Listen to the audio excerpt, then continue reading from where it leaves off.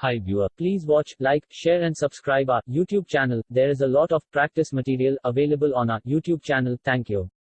Recordings, and you have to answer questions on them. You have time to read the instructions and questions and check your work. All recordings are played only once. Now turn to Section 1. Section 1. You will hear a conversation between two old friends who meet each other by accident.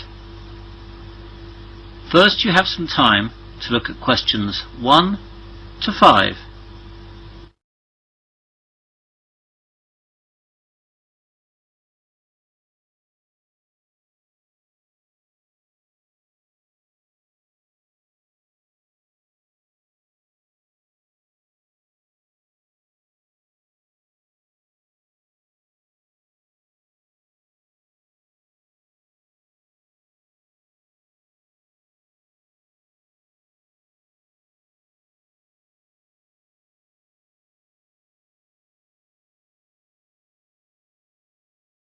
You will see that there is an example.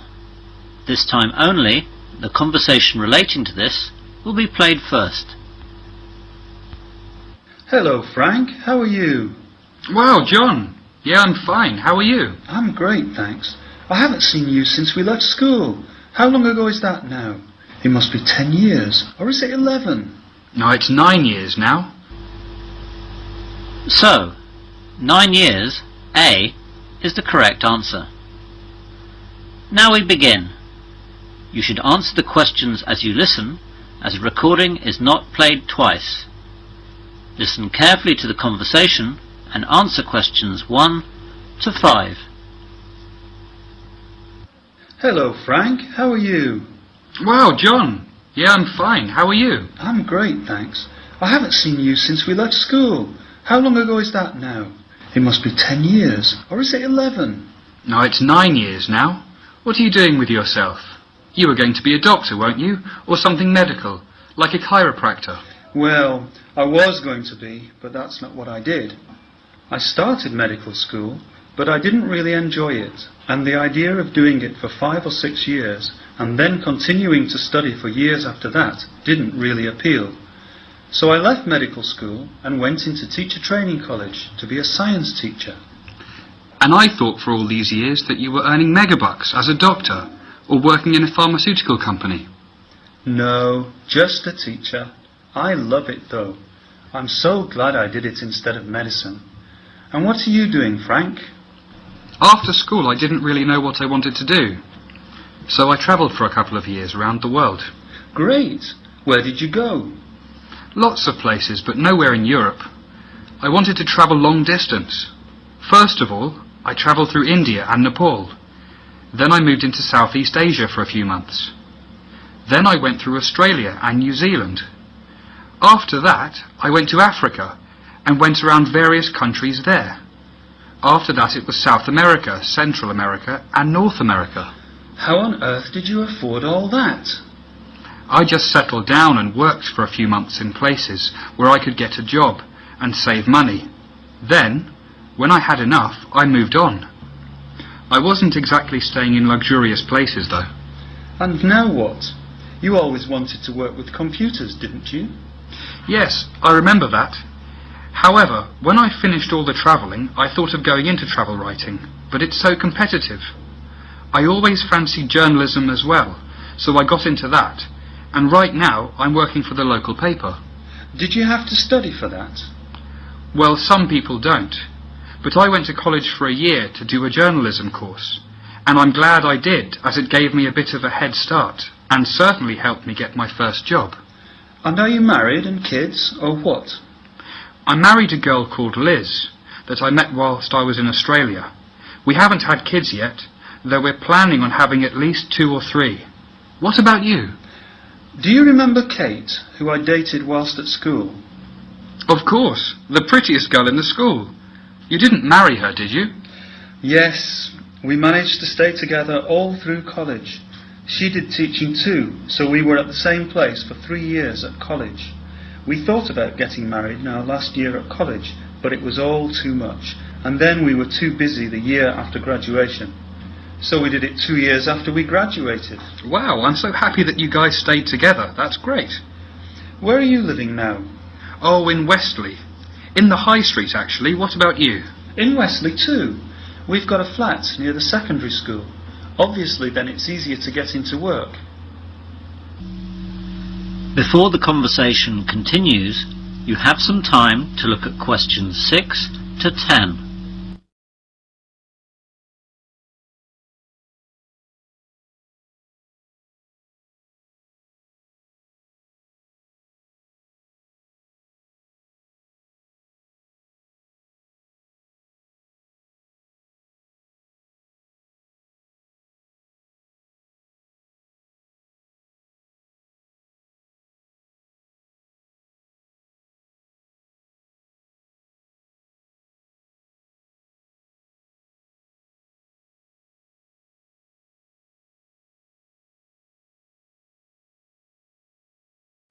Now listen carefully and answer questions 6 to 10. Listen, why don't you and Kate come over for dinner sometime? That's a great idea. When? How about next Friday? Can't do Friday, I'm afraid. Both Kate and I have a parent-teacher afternoon on Friday after school, and then we'll have to do the paperwork in the evening. What about Saturday then? That would normally be fine, but our babysitter is away that night, and we won't be able to find one at such short notice. Why don't you and Liz come over for dinner at ours, and then we'll be able to look after the kids. You'll be able to meet them too. OK, let's do that then. Liz will be happy. She won't have to cook. I'll be doing the cooking when you come round. I love cooking. So, what time shall we come round? 8 o'clock? Well, we'll be home around 6:30 that night, as we're going out for the afternoon with the kids. I'd say come at about 7:30. Are you sure that's long enough to get things ready? Well, that'll be an hour. I don't need more than that. And what's your phone number, just in case? 01347 835 825. That's the home number. And the mobile is 07978 290 512. What about you? I've only got a mobile. It's 07623 963 957. What was that last bit again? I'll say it all again. 07623 963 957. And I'd better give you the address. Oh yes, that would help. We live at Flat 3, Evergreen Terrace. It's just past the church on the right. We've got a postbox opposite us and a doctor's surgery next door. I should be able to find that. Anything you don't like to eat? Well, I hate fish and seafood. And Liz doesn't care much for red meat. She likes white meat, though. How about chicken? That should be fine. Oh, yes. When you arrive, none of the bells are marked for security, and there are 4 buttons. You need to press the bell second from the bottom. Second from the bottom. OK, got that. I'll be able to buzz you in, and then come up to the first floor, and the door will be open. Great. Well, it's so good to see you again, John. I really look forward to seeing you on Saturday and meeting Kate again. And the kids, of course. Yes, and I'm looking forward to meeting Liz. See you Saturday then. Goodbye. Goodbye. That is the end of section 1. You will now have half a minute to check your answers.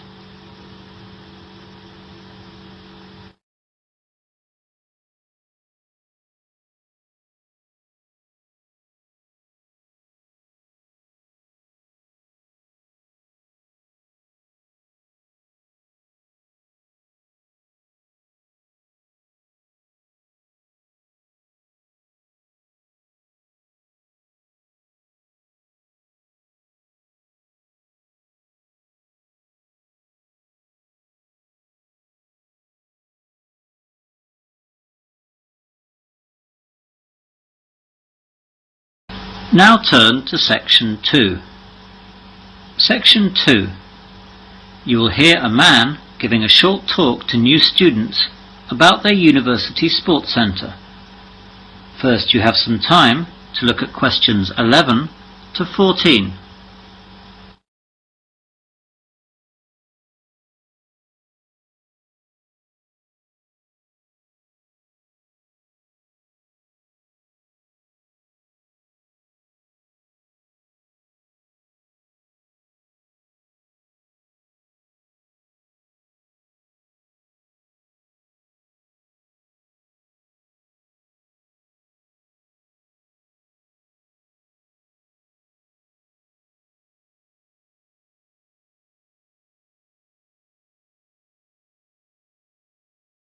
Now listen carefully to the short talk and answer questions 11 to 14.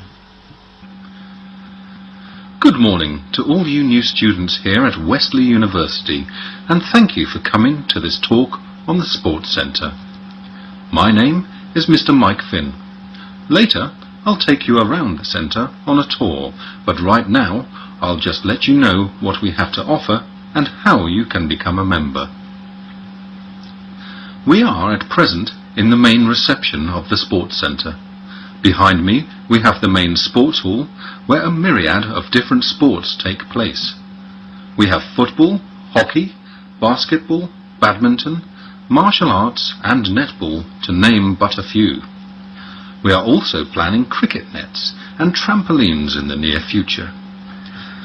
Aerobics, modern dance and spinning are also held in the main sports hall, and yoga classes are coming soon. There is a large schedule up on the wall behind me detailing when each sport is on. It also gives details of which sports you have to pay extra for in order to join in. Above us and overlooking the main sports hall, we have our fitness room, which has all the modern weight training machines and aerobic training machines that you could wish for. At present, there are no running machines, as there have been a few accidents with these, and we are waiting for the university to work out its insurance as regards these before we get them back again.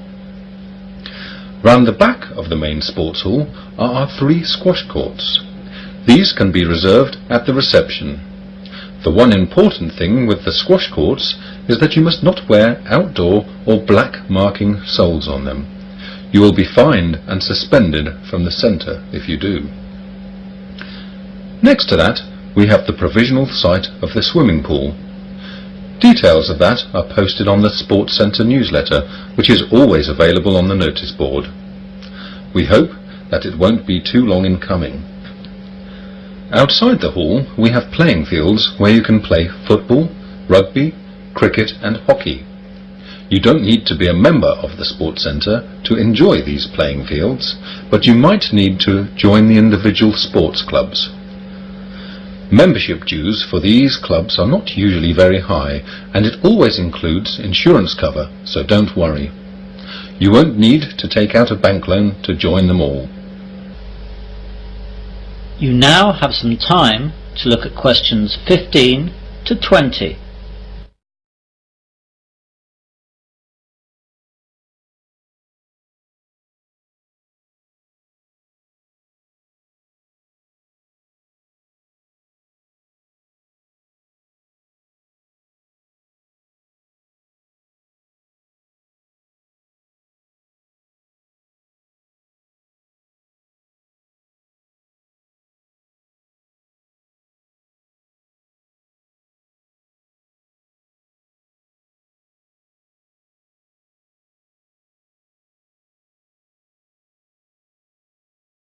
Now listen to the rest of the short talk and answer questions 15 to 20. Now let me tell you how to become a student member of the Sports Centre. First of all, any student who wishes to be a student member of the Wesley University Sports Centre must be studying a course at the university, part-time or full-time, and be a member of the Students' Union. So if you wish to join, you must bring your NUS card with you before we can process your application. You must come to the Sports Hall reception between 9 AM and 3:30 PM from Tuesday to Saturday. The membership secretary does not come in on Sundays and Mondays. You must present your NUS card fill out the application form and pay the subscription.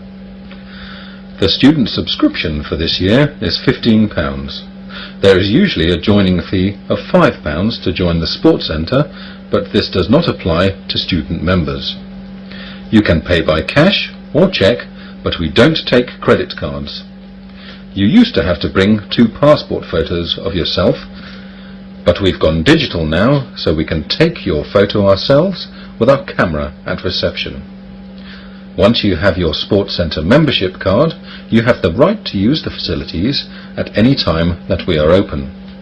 You will need to bring your membership card every time you wish to use the facilities, or you will not be allowed to enter.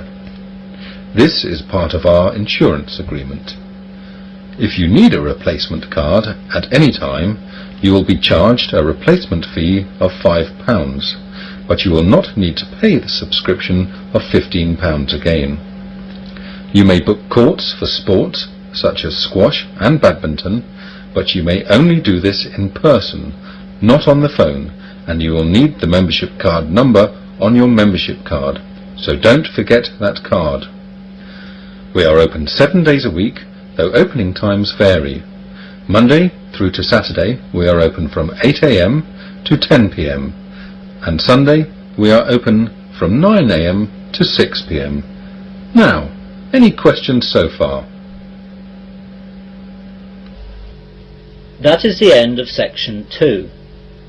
You will now have half a minute to check your answers.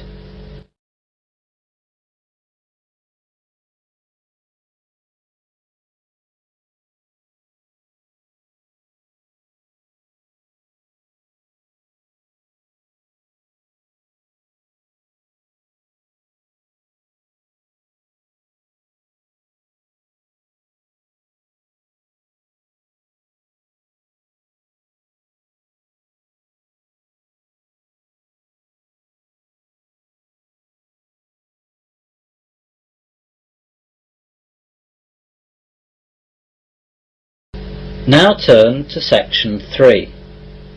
Section 3. You will hear a university tutor and his seminar group of 3 students discussing their extended essays. First, you have some time to look at questions 21 to 25.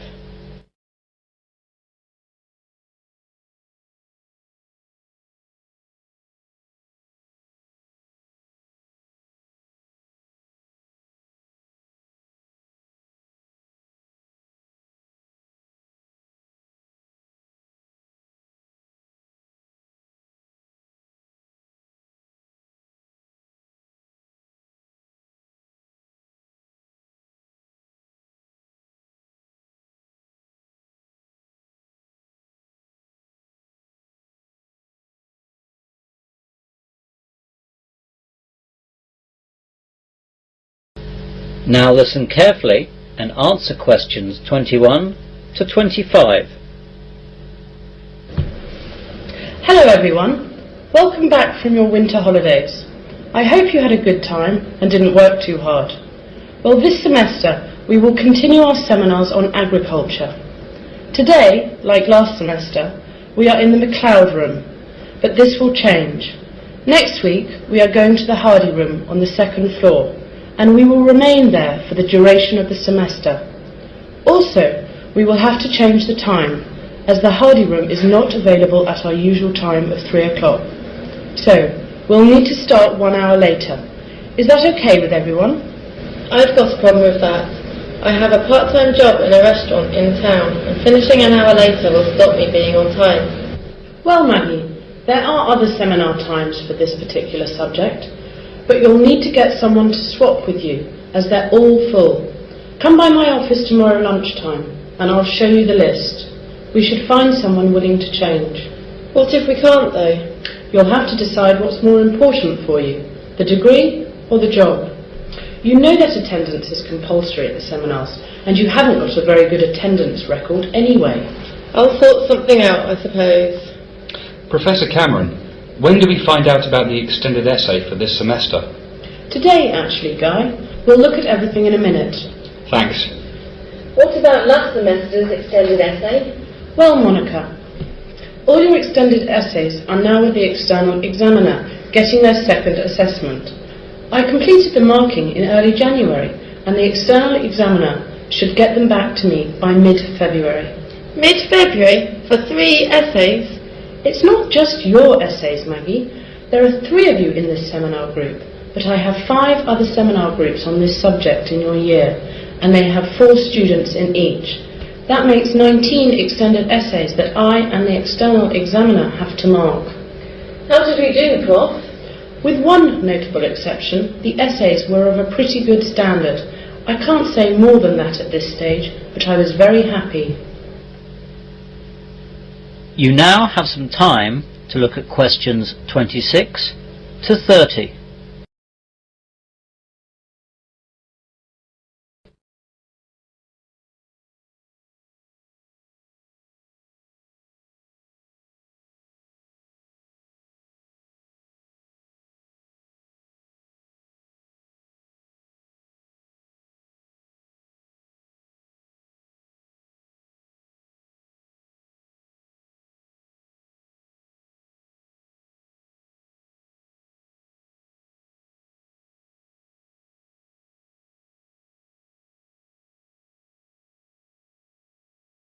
Now listen to the rest of the discussion and answer questions 26 to 30. So, moving on to talk about the extended essay. What do you want to know about it? First of all, what do we have to write about? Next week, I'll bring in a list of titles which will relate to the first 10 seminars that we have this semester. You have to choose one title from 10 titles on offer, but you might want to think about choosing from the first 5 so that you'll have more post-seminar time to prepare. What about the deadline? I'm afraid it's not the 26th of May as we advertised at the start of the academic year, as that's a bank holiday. It's now the next day, the 27th. No extensions. We won't accept the 28th. Can we let you see our work before we hand it in? Yes, though we have a deadline for that too, in order to encourage you to get organised and started early. So, we will continue to look at drafts until the last day of April, and then after that, you're on your own to produce your final product. What's the word limit, Professor? We want to have an upper and lower limit, so we've set the lower limit of 3,000 words and the upper one of 3,500. You'll have to be in that range. Will we need to do any research for the essay? I'm not really supposed to give you any details of the questions yet, but yes, there is a research component for all the questions. Will the research be survey-based or done on the farm or in greenhouses? The research that we want you to do will be practical work with plants, so it will be down at the university facilities, either at the university farm or the greenhouses, as you said. What type of plants will we be studying? The type of plant that you do your research on will depend on the question you choose, and I can't tell you any more about the questions yet. Will we have any help with the growing procedures? A little. The farm staff and Dr. Johns will be on hand to help you at the farm, and Rob, down at the greenhouse complex, can assist you with everything down there. Well, that'll do for now. You can hang on until next week to get started. Today we're going to look at... That is the end of section 3. You will now have half a minute to check your answers.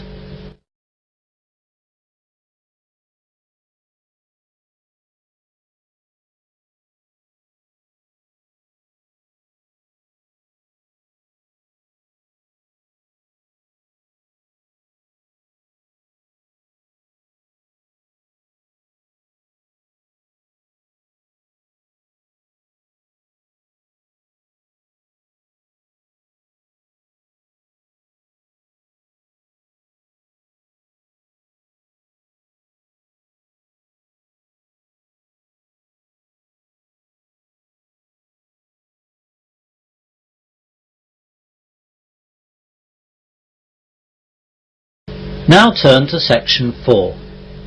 Section 4. You will hear part of a further education lecture on marine biology. First, you have some time to look at questions 31 to 36.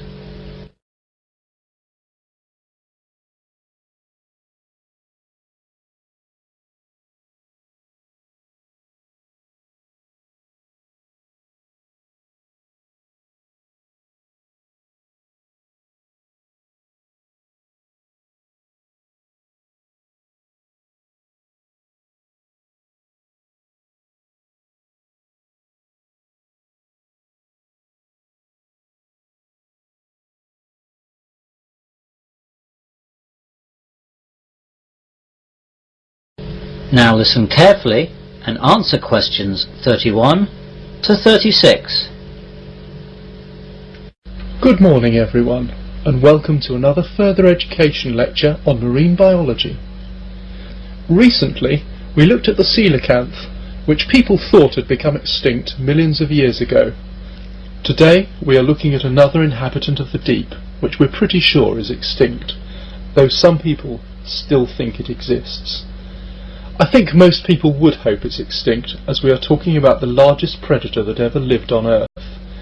It is called Carcharodon megalodon, or just the megalodon. Megalodon was an ancient shark that may have been 12 meters long, or even more. There are a few scientists who estimate that it could have been up to 50 or 100 feet, which is 15 or 31 meters long. This is about 3 times as long as the great white shark, but this is only an estimate made from many fossilized teeth and a few fossilized vertebrae that have been found. These giant teeth are the size of a man's hand. No other parts of this ancient shark are found, as shark fossils are extremely rare, because sharks have no bones, only cartilage which does not fossilize well. Their teeth, however, are very hard. They are made of a bone-like material coated with hard enamel, and they fossilize very well, so we can only guess at what it looked like. Since Megalodon's teeth are very similar to the teeth of the great white shark, it is thought that Megalodon may have looked like a huge, streamlined version of the great white shark. Megalodon teeth are similar to those of the great white shark, but are much bigger, thicker, and with finer serrations. Megalodon's jaws could open 6 feet wide and 7 feet high. The jaws were loosely attached by ligaments and muscles to the skull, opening extremely wide in order to swallow enormous objects. It could easily swallow a large great white shark whole. Unlike most sharks, Megalodon's teeth were probably located in rows which rotated into use as they were needed. Most sharks have about 3 to 5 rows of teeth at any time. The front set does most of the work. The first 2 rows are used for obtaining prey. The other rows rotate into place as they are needed. As teeth are lost, broken or worn down, they are replaced by new teeth. Megalodon may have had hundreds of teeth at one time. It did not chew its food like we do, but gulped it down whole in very large chunks. Megalodon's diet probably consisted mostly of whales. Sharks eat about 2% of their body weight each day, which is a bit less than a human being eats. Since most sharks are cold-blooded, they don't have to eat as much proportionally as we eat. It was during the Miocene era that the mammalian order Cetacea, whales, reached its highest diversity and abundance. Almost every known family of toothed and baleen whale is known from the end of the Miocene. Large whale vertebrae and flipper bones have been found with large bite marks made by serrated teeth that match the teeth of Megalodon. From such evidence, paleontologists have surmised a predator-prey relationship of the Megalodon with large whales. You now have some time to look at questions 37 to 40.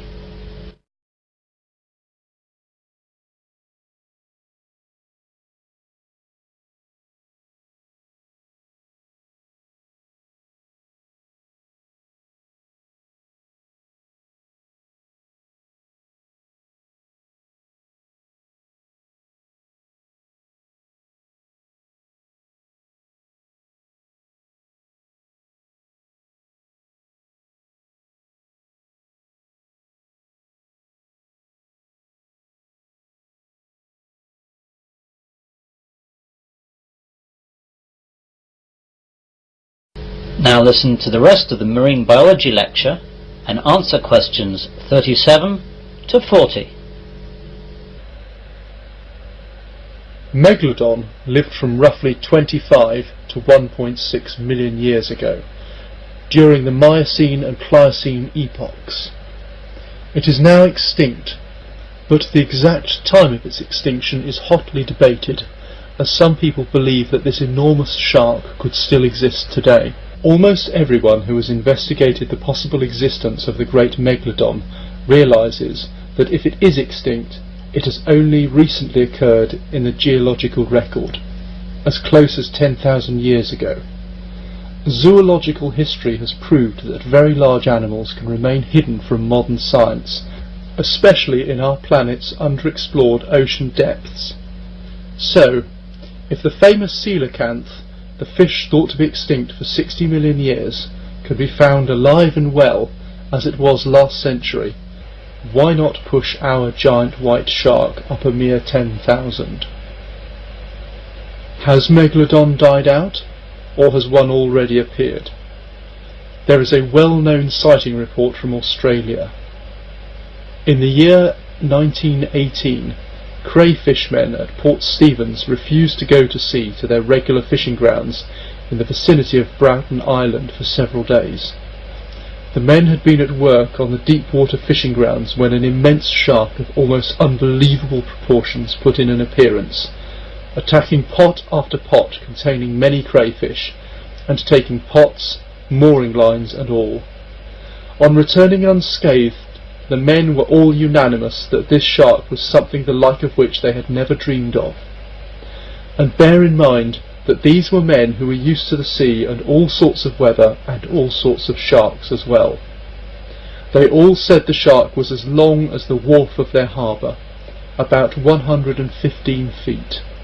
They were all familiar with whales, which they had often seen passing at sea, but this was a vast shark.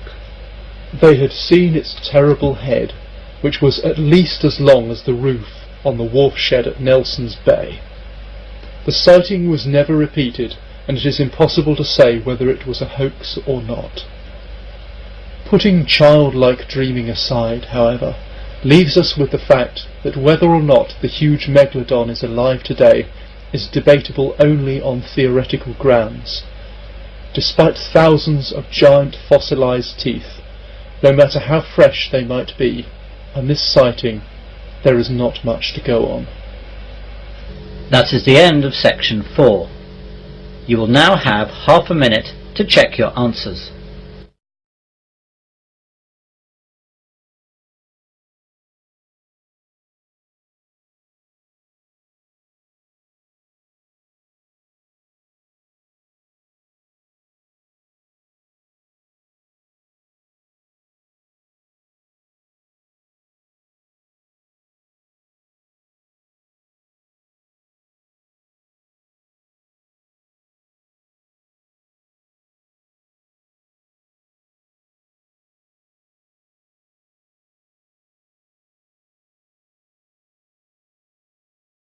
That is the end of listening test